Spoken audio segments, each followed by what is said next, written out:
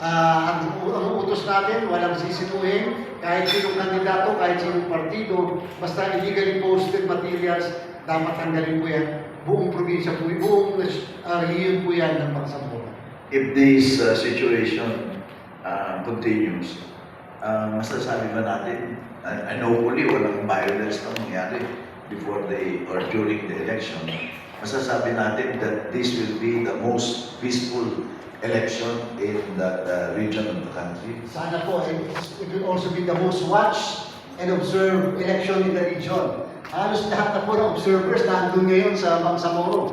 Lalo na po yung international community, ang mga diplomatic community will be sending their own representatives. Nag-confirm na po sa akin ng EU, Japan, even the United States, Australia, Canada, and name the country, especially the Middle East, nandun na po sila para magmatsyag sa ating halalan. Alam niyo po, napaka-importante itong halalan na tumaliban sa ito ay para sa mga kababayan nating Moro. Sapagkat alam niyo po, yung mga ibang developmental programs na gustong ibabigay ng mga iba't ibang bansa ay naghihintay lang na mangyari ang halalan.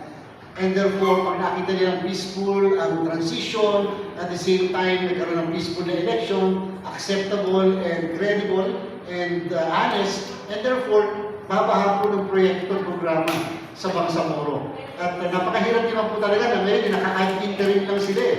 Iba-iba kapag namamahala ka na ikaw ay regularly elected na opisyal ng Bangsamoro. Kaya naunawaan din natin ang kanila pong nararamdaman. Again, sa Bangsamoro po, 80 miyembro ng parlamento. Hindi po sila katulad sa atin na presidential setup.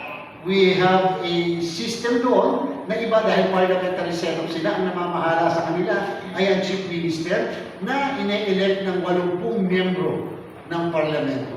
Sa 80 miyembro po ng parlamento, 40 dyan ay mula sa political parties. Kung sino yung political party na makakuha ng 2.5% of the votes cast for the political party ay kung isa lang ang nakakuha kanya lahat ang 40.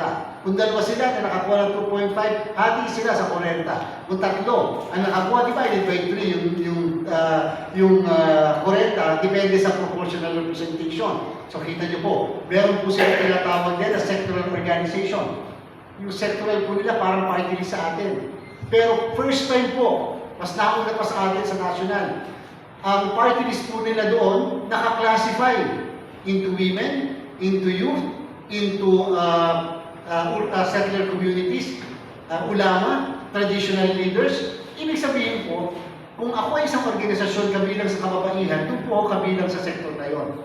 Alam na alam therefore ng botante kung sino iboboto niya sa sektor ng kababaihan, ng mga kabataan. At ang boto po ng isang botante doon, 1:6 sa sectoral organization.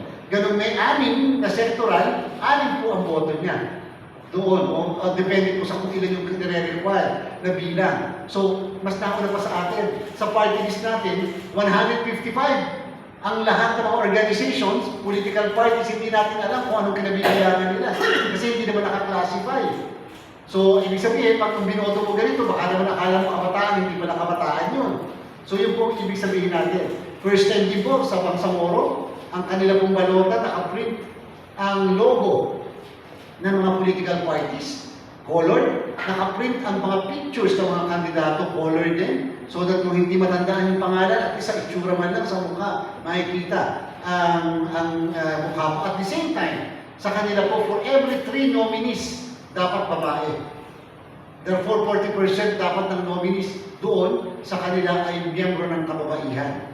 At pag hindi po sila sumunod, ay yung po ay magiging ground ng cancellation ng accreditation. At the same time po, meron din po silang anti-political dynasty. Nauna pa sa ating bansa. At yung po, kasalukuyan namin pinapatupad at nagdi-disqualify kami o magdi-disqualify kami ng kandidato kung sila ay related within the 4th degree doon sa mismong, within the 2nd degree doon sa mismong mga kandidato.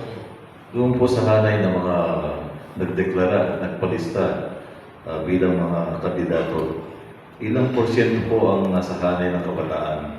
Masasabi po ba natin na meron ng papasok ng bagong henerasyon ng mga leader sa Bangsamoro? Opo, sa akin po palagay, 30 to 35% doon ay mga kabataan, yung mga nominee po nila ay mga kabataan. Hindi po natin maiaalis din.